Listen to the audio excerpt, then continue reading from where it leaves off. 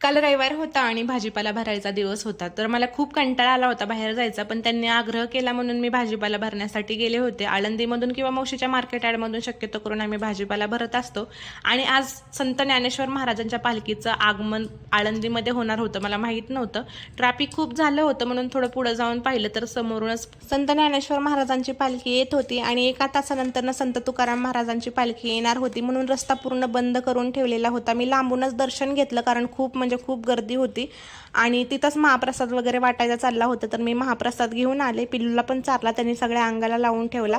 तिथूनच आम्ही युटर्न मारला, कारण आळंदीमध्ये आम्हाला काही जाता येणार नव्हतं भाजीपाला भरण्यासाठी, म्हणून मावशीच्या मंडईमध्ये आले आणि तिथून भाजीपाला वगैरे सर्व भरून घेतला, कारण त्यांची फर्स्ट शिफ्ट चालू होणार होती आणि मला टिफिन वगैरे द्यावा लागणार होता सकाळचा.